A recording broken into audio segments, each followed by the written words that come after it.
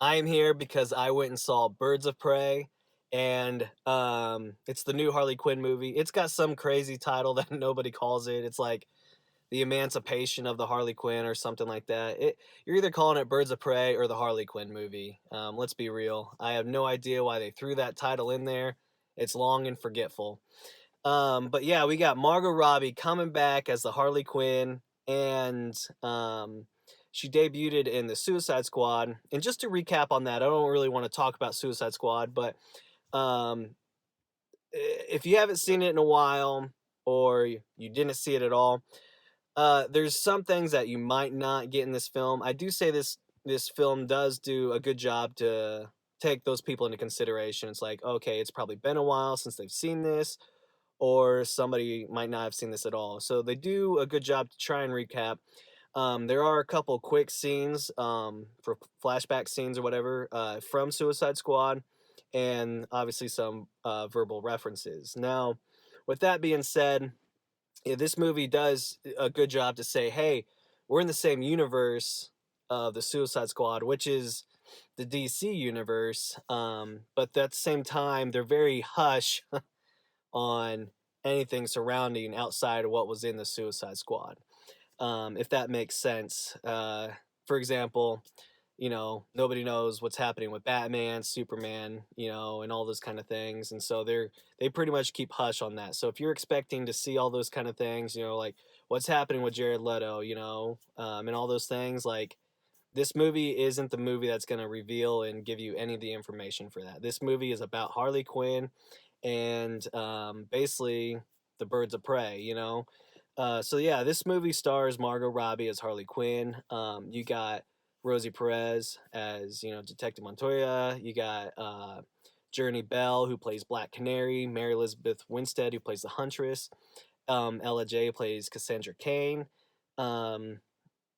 which is something cool in this aspect of her because Cassandra Cain is a child in this film. A lot of people don't know because there's things with Birds of Prey. Like Barbara Gordon was a big part of Birds of Prey, but because after she was Batgirl, she became Oracle. Joker shot her. This is comic book based. This isn't in the film, so I'm not ruining anything. Sorry. Comic book based. So Barbara Gordon, who's Commissioner Gordon's daughter, she's Batgirl. Joker shoots her, paralyzes her. She becomes Oracle because she can't be Batgirl anymore. Cassandra Cain eventually becomes Batgirl. So there's a cool little tie-in with that. Don't know if they're gonna go that route with this version of her or not and stuff, but yeah, it was kind of cool to see that thrown in there. Ewan McGregor is Black Mask, and Chris Messina is Victor Zsasz. Now, this movie's just shy of 2 hours, but it feels longer than that. Actually, I was surprised it was under 2 hours. Like, this movie does drag quite a bit. It's a narrated kind of a movie, so there's a lot of like, oh, let me tell you about the time that blah blah blah blah blah. So I don't know how you feel about those. I sometimes struggle with those kind of films, and because I feel like they have to add in the narration because the film's not clear enough on its own. So they add in these narration parts, which to me just make it drag. So I'm personally not a huge fan of those kind of films to begin with, and now it just, whenever you kind of break the fourth wall, you just kind of look at it and like, okay, we're copying Deadpool right now.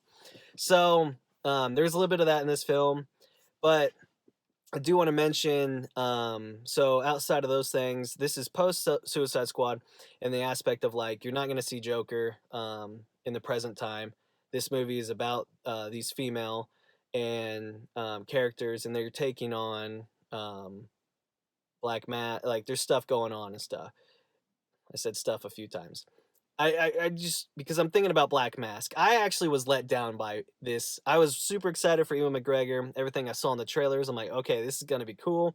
Then I saw the film, and he's still like a very cool actor, and I think he executed what they wanted for him really well. The problem for me is like, I think they just dumbed down his character, which kind of sucks because I think the the cast that they put together, I mean, it's like, man, they could have easily taken on Black Mask, but like, man, I was wanting this just ruthless guy, and they made him more eccentric than anything. And so I feel like they dumbed down his character, which for me was a personal letdown. They also enhanced Victor Zsasz' character, you know, and I hated his look. You know, he's the famous tally mark for everybody he's killed. Now, when you look at his character, they don't fully look like tally marks on him and stuff. There's one scene where, you know, he talks about it or whatever, but realistically, the most of the time you see him, he's got some marks and that kind of stuff. And it's like, okay, yeah, maybe that is some or whatever. But realistically, the majority of the marks just look like scar, you know, battle wounds and stuff. And it's like, okay, this is so. I hated the look of Victor Zsasz, and they also made him almost like just as equal as Black Mask instead of more like just the henchman kind of thing. You know, it's almost like it was a partnership. There's some things that they did throughout the film where it's kind of like, um, you know, explained their roles or whatever. But I don't know. I felt like they dumbed down Black Mask and they made Victor Zsasz more important than what he actually is. And so that's my big complaint on that. There's some other big issues I had with the film in the aspect of like some of the choreography actually felt slow to me. Um, and I'm saying that loosely, you know, I'm not trying to be negative on that. Um, and there's something else like, and I know people are probably gonna be like, it's a comic book movie, but there's some things that happen in this film that are just, for me, took any kind of realism out of it. And it's like, wait, it's comic book. I get that. But I just like there's this one scene where I don't want to give it away, but uh actually I'm not going to say it. Yeah, I'm no spoiler. So I'm not going to say it. Um just there's just some unrealisticness out of some of the stuff, especially the very end kind of hoorah, you know. So there's some very cool things that happen in it. At the same time, you watching it and you're just like, man, this realistically wouldn't happen at all, like any of this. In this way, you know, it's like that guy would probably have a gun, or you know, that guy looks 6'2" and 300 pounds. So, um, I don't know. There's little things like that where it's kind of like, okay, I'm struggling a little bit to believe this scenario is actually happening. But overall, the cast that they put together is incredible. So I talked about some of the things I didn't like about this film. I want to talk about the cast because I thought they were great. Even like I said, Ewan McGregor did a fantastic job. Victor Zsasz to me was probably the weak link in this film. He didn't do much for me when he was being Victor Zsasz. It was kind of like intense, and hence, let's talk about that. This movie is rated R. Why is it rated R? So, language is for one thing. Violence is definitely the second thing. So when you see some stuff that happens, pretty much between Victor Zsasz or Harley Quinn, some of the stuff that they do is pretty gruesome, and they show enough for you to get to the point across, and they show you some of the aftermath. So uh, if you have a weak stomach, get ready, I guess. If that doesn't bug you, just yeah, it doesn't bug you.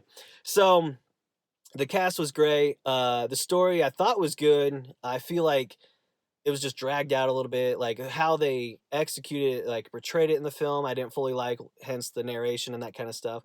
Overall, I like the story. You know, I like the concept of Harley Quinn not needing the Joker to be Harley Quinn, because I mean, I love that she was created in the Bruce Timm's animated Batman animated series, and so it's incredible because they had episodes back then of just Harley Quinn by herself. You know, Batman taking her on. You know, so I don't think she needs Joker. Obviously, that's the whole love interest. Birds of Prey, Poison Ivy's a huge love interest at some point. Um, but for me, like I was glad they kind of started going this route. Now, one thing I do want to talk about is to maybe this is an Easter egg. I don't think this is a spoiler by any means. I'm going to talk about something you've seen in the trailer. So she gets a hyena, and she's always been known for two hyenas. Well, she gets a hyena, and the names of her hyenas in the comics and animated series and that kind of stuff is Bud and Lou. I think I can't fully remember, but I almost think it's because the Abbott and Costello show. I can't fully remember though. They named them after comedians though, and that kind of stuff from that bit. But anyways, in this film, she gets a hyena and she names it Bruce. Now, there's two speculations on this. Is it Bruce Wayne? I don't know. My guess, personally, is it's for Bruce Timm. Now, I just mentioned his name a little bit earlier because Bruce Timm basically created the Batman animated series, he and his team and that kind of stuff. And so they are the ones responsible for creating Harley Quinn. Now, I personally think Bruce is just to say thank you to Bruce Timm. I don't think it's for Bruce Wayne. I could be wrong, but I'm going with Bruce Timm. You can let me know what you think in the comments below for sure, which Bruce you think it's for. But yeah, that's what I'm going for. There's other Easter eggs in this film, so to keep an eye out. There might be a wanted poster at the police station. There might be something on the TV that has a clown, not the clown you're thinking about, but a clown in Rosie Perez's bedroom. So there's definitely Easter eggs in this film just to be looking for. But I don't want to keep this going any longer. That was my quick review, or so quick, of the Harley Quinn movie. I give this movie probably a 6.5 out of 10. For those reasons alone, the narration, it felt long. I was let down by what they did with Black Mask. Those things are the reasons I'm going to bump this movie down. I think Harley Quinn does an incredible job. They kick butt. They're awesome. I laughed quite a few times. It wasn't just Harley Quinn too. Black Canary's phenomenal. The Huntress I was a little bit let down with. I really like Mary Elizabeth Winstead. Like her a lot. I feel like there's moments in this film though where either they wrote her to be more aggressive than what she was, just tonality wise, or she was just overacting. But so I do think though she's a good fit for this role, because I have hope that her character will develop as time goes. So the casting I think that they just brought together was phenomenal. So definitely, if you like Harley Quinn or in this kind of world and that kind of stuff, I do encourage you to see it. Another big thing that I just want to talk about real quick is there's an after credit scene, kind of. Now, at the very end of the film, so when the credits start rolling, you're free to go, technically, because you don't really see anything in the after credits. You do hear something though. Harley Quinn, Margot Robbie, comes in at the very end of this film and says 2 lines basically. Now, what I will say is it was just enough to be in there to be an Easter egg or an after credit. No, it's kind of a whatever. I guess it's an Easter egg because they don't tell you crap. They chop it off before she finishes what she's saying, just so you're like, wait, what? So you're going to see a lot of speculation about what she was probably going to say when, in the actuality, nobody knows. So if you want to stay for that little 2-sentence bit, you can. Or I'm sure by the time the credits start rolling, you could get on your phone and Google, what does Harley Quinn say in the after credit scene? And you're going to have, somebody's going to write it real quick. So, but you can always stay. I encourage it to see the names of the people who helped bring this movie to you that you may or may not have enjoyed. So that's it. That's my movie review. Actually, we went a little bit longer than normal. I'm sorry. I just got started talking. I'm even wearing my Batman shirt. I love this world. Because whether you're DC, Marvel, anything, Bloodshot's coming out in a little bit, and here I am promoting all kinds of stuff. I just love comic book movies, and I just want them all to win. That way there's more to come. So that's how I feel about it. So there it is. If you like this video, push the like button and let me know in the comments, who is your favorite character? Let me know about the Bruce thing. What other Easter eggs did you see? And then, yeah, like always, be sure to subscribe. That way you're up to date with future movie reviews. Thank you guys so much, and until next time.